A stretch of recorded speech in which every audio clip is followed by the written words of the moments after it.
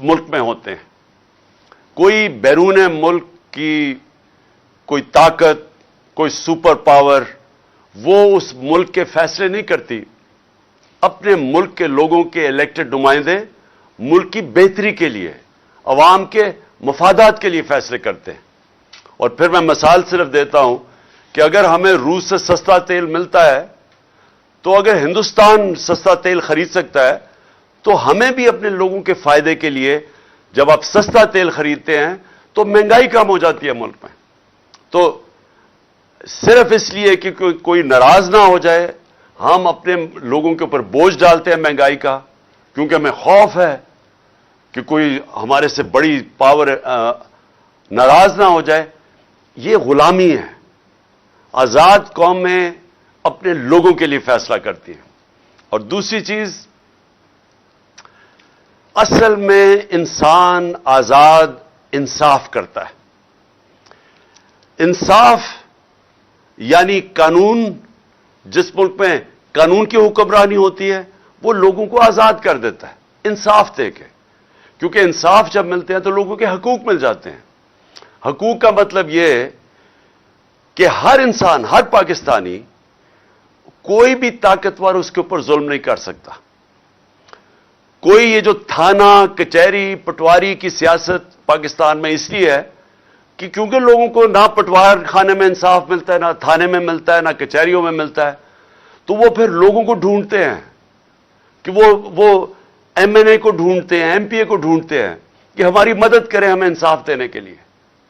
کسی بھی مغربی جمہوریت کے اندر جدھر حقیقی آزادی ہے وہاں کسی کسان کو، عوام کے نمائندے کو، مزدور کو، اس کو کوئی لوگوں کو ڈھونڈنا نہیں پڑتا کہ جا کے مجھے جب تک مجھے ایم این اے ملے گا، مجھے ایم پی نہیں ملے گا، مجھے انصاف نہیں ملے گا.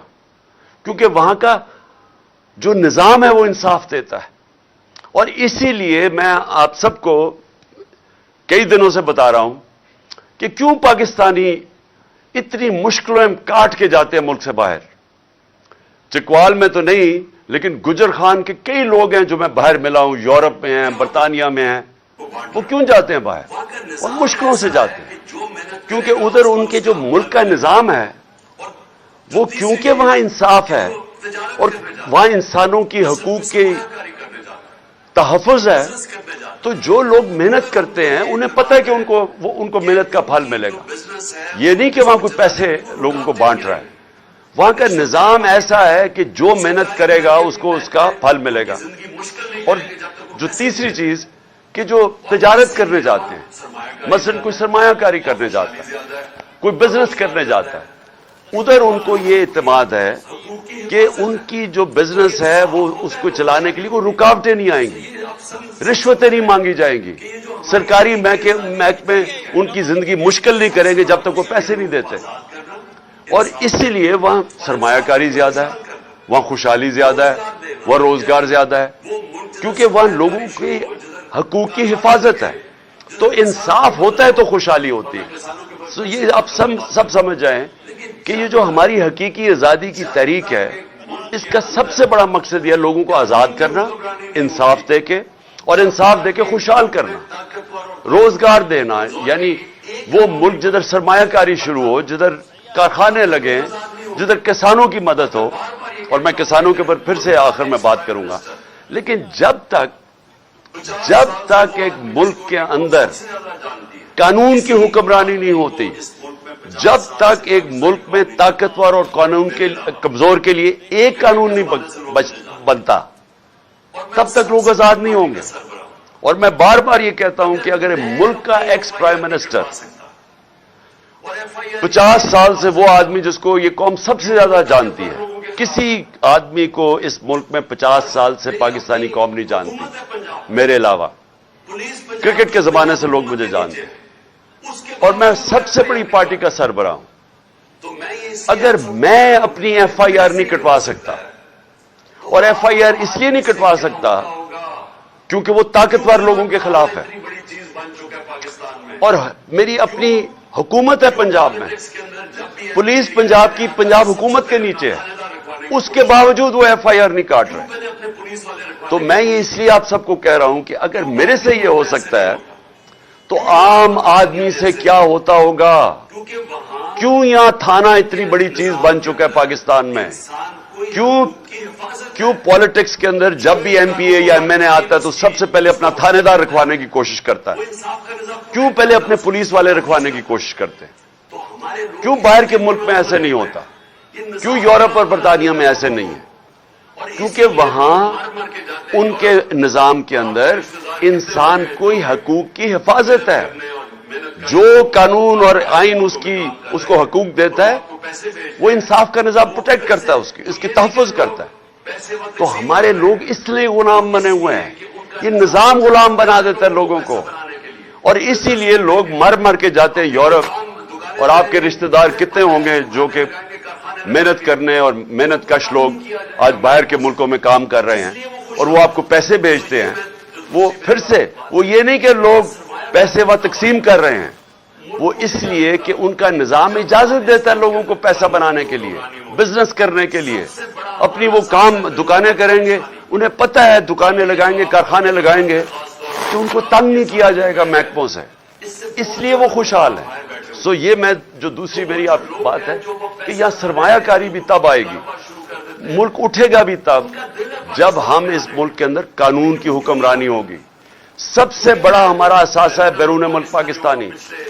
اور یہ جو آپ گجر خان میں خاص طور پہ گجرات، یہ سارا جو بیلٹ ہے، اس سے بہت زیادہ لوگ وہاں باہر بیٹھے ہوئے ہیں. تو وہ جو لوگ ہیں جو وہ پیسے بنا لیتے ہیں، جو اپنے کاروبار شروع کر دیتے ہیں، ان کا دل ہے پاکستان میں آنے کا، لیکن وہ کیوں نہیں آتے؟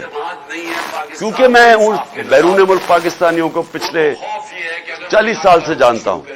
انہوں نے میری مدد کی شوکت خانہ بنانے میں، کرکٹ کے زمانے سے میں جانتا تھا. پھر تحریک انصاف کو یہ پیسے بھیجتے ہیں. تو کیوں میں جب بھی میں ان سے پوچھتا ہوں وہ کیوں نہیں پاکستان میں سرمایہ کاری کرتے؟ کیونکہ ان کو اعتماد نہیں ہے پاکستان کے انصاف کے نظام پہ. ان کو خوف یہ ہے کہ اگر وہ یہاں کاروبار شروع کریں گے تو ہر قسم کی رکاوٹیں سامنے کھڑی ہوں گی اور ان کی حفاظت نہیں کرے گا پاکستان کا جو انصاف کا نظام ہے. تو اس لیے یہ جو آپ کی ہماری جو تحریک ہے یہ چلتی رہے گی. یہ انشاءاللہ الیکشن بھی اناؤنس ہو جائیں پھر بھی یہ چلتی رہے گی جب تک اس ملک میں قانون کی حکمرانی نہیں آئے گی، اور جب تک کہ طاقتور اور کمزور ایک طرح قانون ان کو دیکھے گا. ایک ہی نظر سے کمزور اور طاقتور کو جب تک نہیں دیکھیں گے یہ ملک آزاد نہیں ہوگا، خوشحال نہیں ہوگا. اعظم سواتی ملک کا سینیٹر، صرف اس نے تنقید کر دی ایک ٹویٹ کے اندر. بابر ستار جو اسلام آباد ہائی کورٹ کا جج ہے، اس نے کہا ہے کہ ایک تنقید کے اوپر آپ ایک ٹویٹ کے اوپر کسی کو آپ غدار نہیں بنا سکتے. لیکن جو اس سے ہوا، بچوں کے میں پھر سے کہتا ہوں کہ سر تصور کریں، آپ سب تصور کریں کہ آپ کے پوتا اور پوتی ہیں. چلے آپ پوتا پوتی نہیں، آپ کے بچے ہیں 5, 8, 9 سال کے بچے.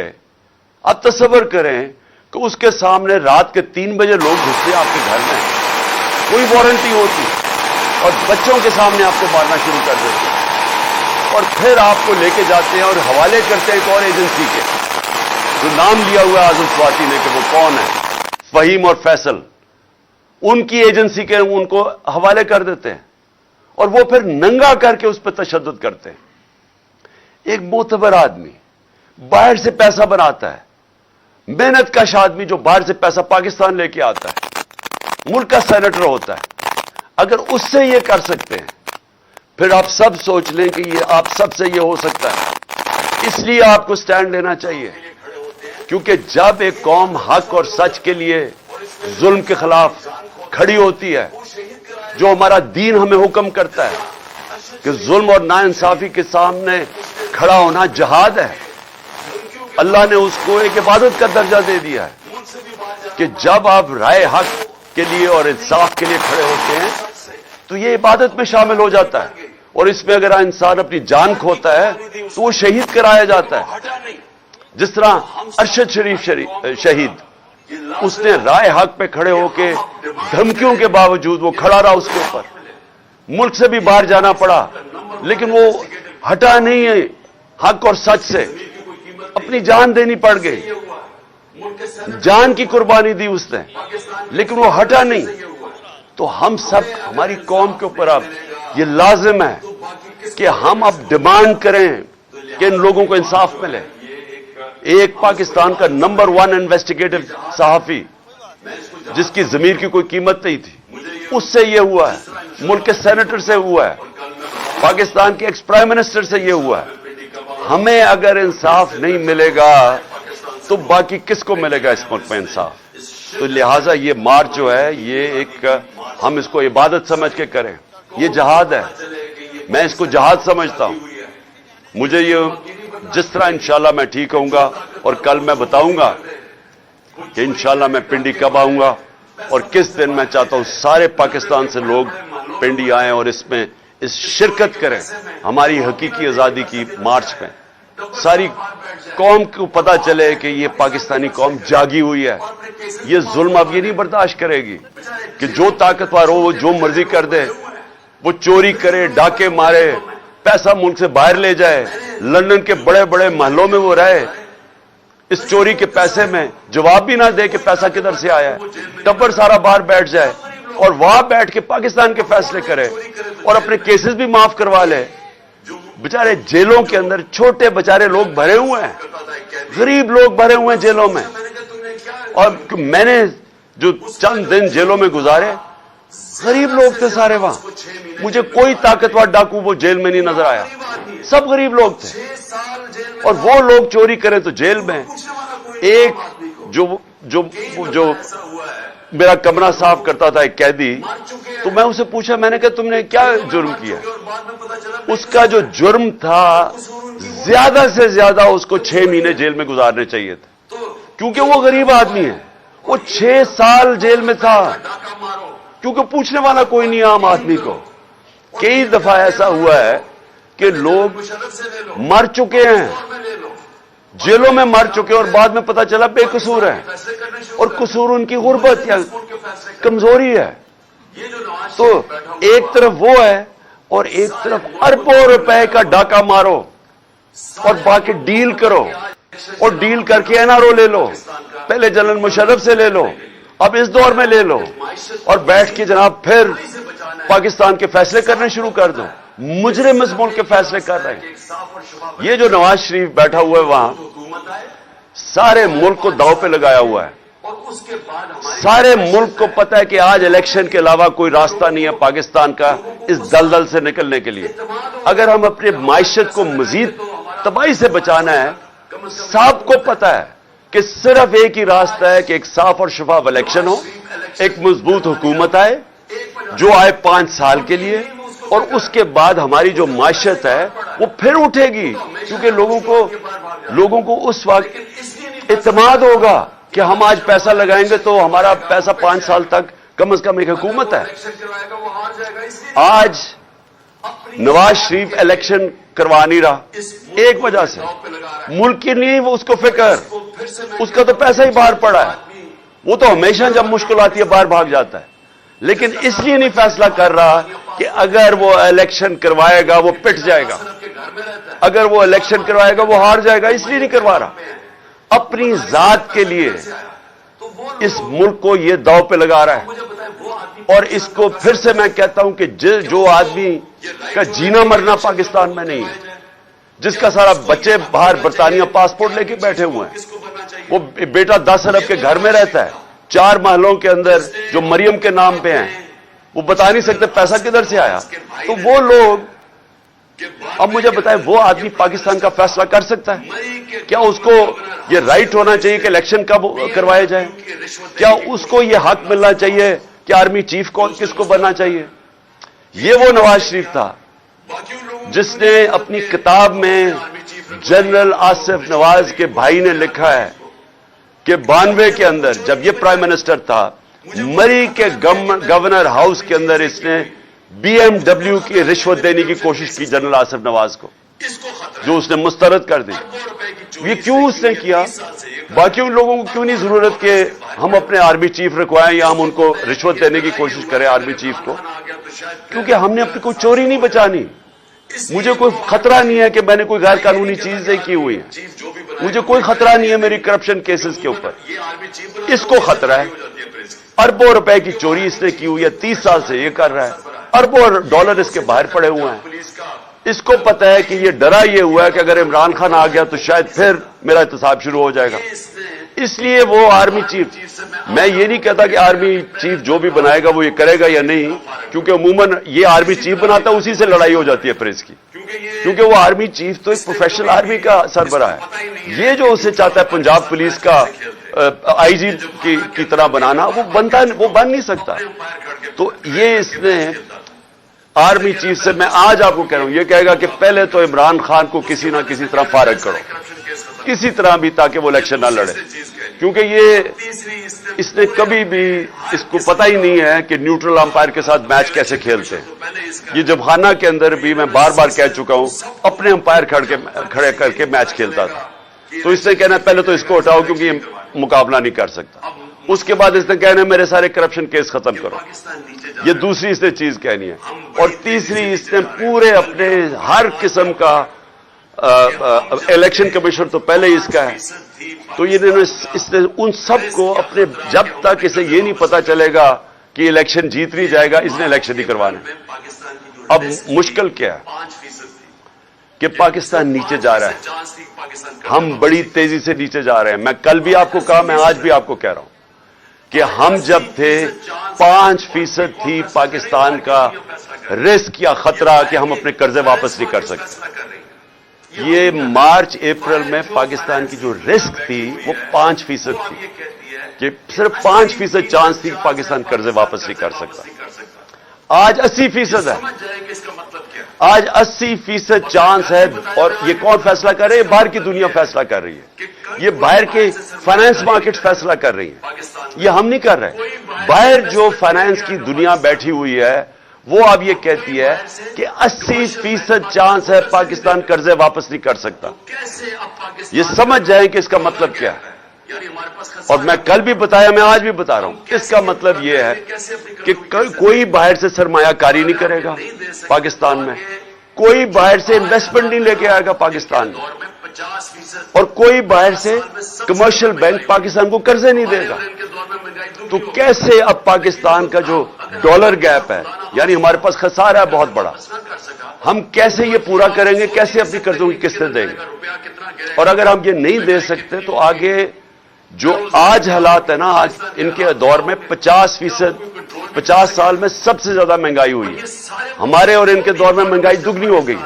لیکن جو تب اگر ہم پاکستان خدا نہ خواستہ اپنے قرضے واپس نہ کر سکا, تو وہ یہ آپ سوچ ہی نہیں سکتے کہ یہ کدھر جائے گا, روپیہ کتنا گرے گا, مہنگائی کتنی ہوگی, بے روزگاری کیا ہوگی, پاکستان کے حالات کیا ہوں گے, کیا وہ کوئی کنٹرول بھی کر سکے گا. اور یہ سارے کو, جو بھی اکانومسٹ ہے پاکستان میں, جو ماہرین ہیں معیشت کے, سب کو پتہ ہی ہے. لیکن وہ آدمی جو لندن بیٹھا ہوا ہے وہ نہیں کروائے گا الیکشن, کیونکہ وہ اپنی ذات کے لیے اس کو پڑا ہوا ہے. اور اس لیے میں آج یہ آپ سب کے سامنے یہ آج کہنا چاہتا ہوں کہ ہمارے ملک, یہ جو ہماری مارچ ہے, یہ الیکشن اس لیے چاہ رہی ہے کہ یہ آدمی جس کا کوئی سٹیک پاکستان میں نہیں ہے, یہ اس ملک کو تباہی کی طرف لے کے جا رہا ہے اپنی ذات کے لیے. اور اسی لیے بہت ضروری ہے کہ جب میں انشاءاللہ کل کے دن, میں آپ کو دن بتاؤں گا کس دن آپ نے پنڈی پہنچنا ہے, میں سمجھتا ہوں سارے پاکستانیوں کو اس طرف آنا چاہیے. اور میں ایک اور چیز پہ آج بات کرنا چاہتا تھا. 6 ہمارے پولیس والے کل شہید ہوئے ہیں دہشت گردی میں, اور ہم دیکھ رہے ہیں کہ جب سے یہ حکومت آئی ہے دہشت گردی بڑھنی شروع ہو گئی ہے.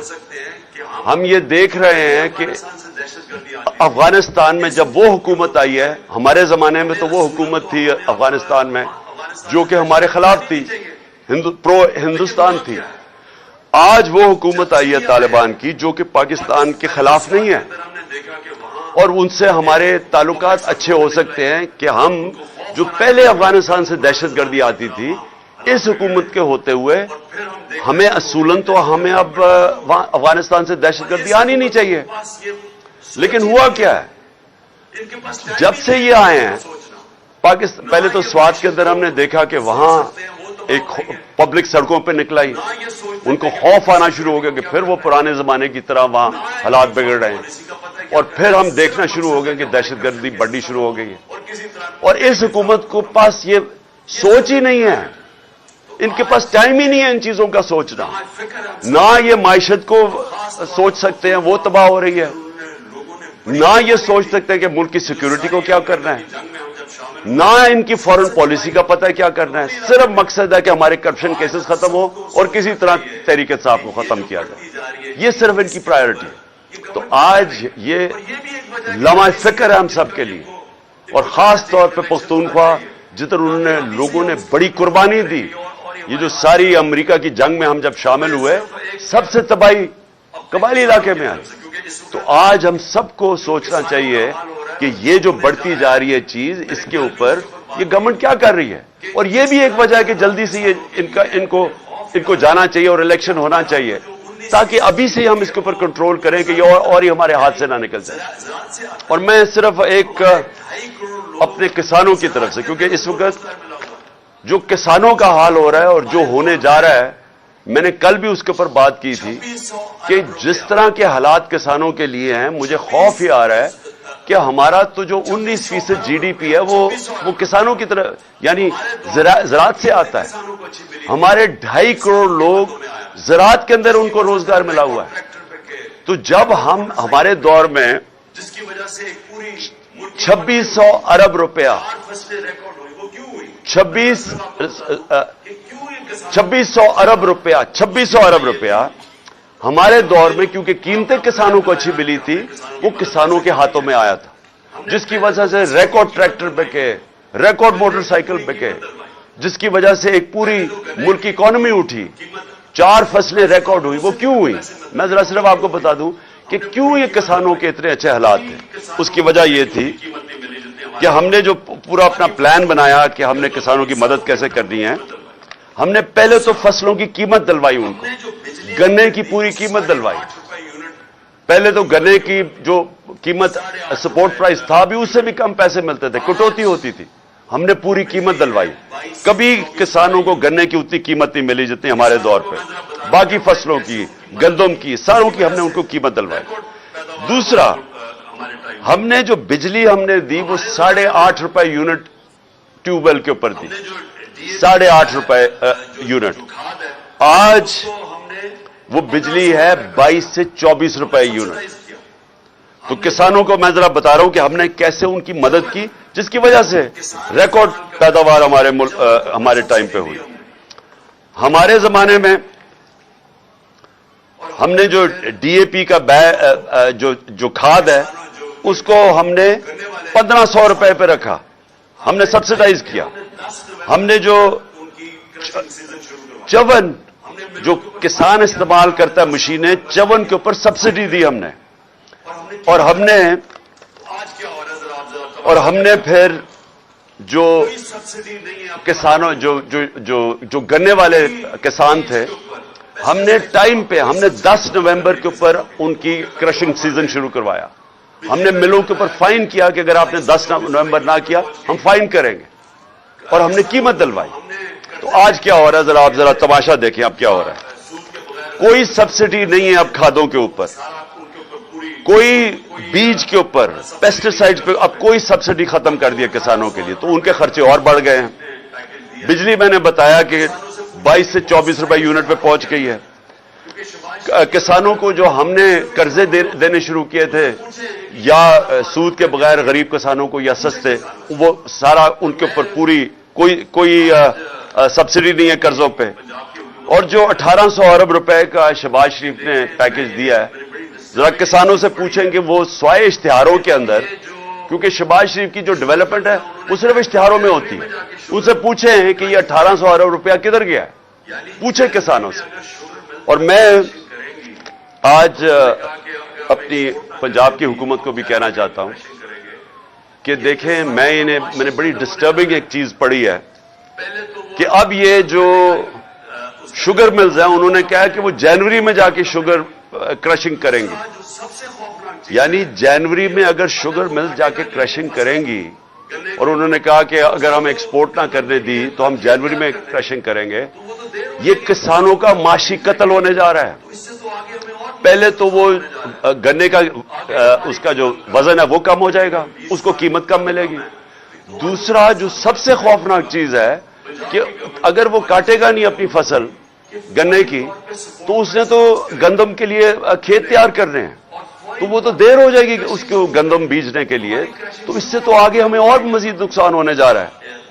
آگے ہی ہماری گندم کا تقریباً 20 لاکھ ٹن کم ہے, تو یہ تو اور مزید نقصان ہوگا. تو میں کہوں گا پنجاب کی گورنمنٹ کو اور باقی فیڈرل گورنمنٹ کو بھی کہ فوری طور پہ سپورٹ پرائس اناؤنس کریں گنے کا, اور فوری طور پہ کرشنگ شروع کریں. ہماری کرشنگ شروع ہو گئی تھی جب ہماری گورنمنٹ تھی 10 تک. آخر میں آپ کو صرف یہ بات کہنا چاہتا ہوں کہ میں اپنا پرسوں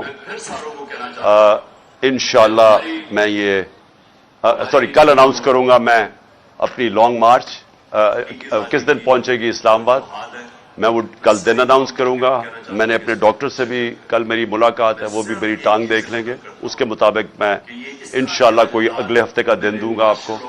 میں پھر ساروں کو کہنا چاہتا ہوں کہ ہماری جو حقیقی زادی کی جو جہاد ہے, میں ساری قوم کو کہنا چاہتا ہوں کہ اس پہ شرکت کریں. میں صرف ایک چیز سے ختم کرتا ہوں کہ یہ اس طرح کے آج حالات میں نے مارشل لاء مشرف کے مارشل لاء میں نہیں دیکھے.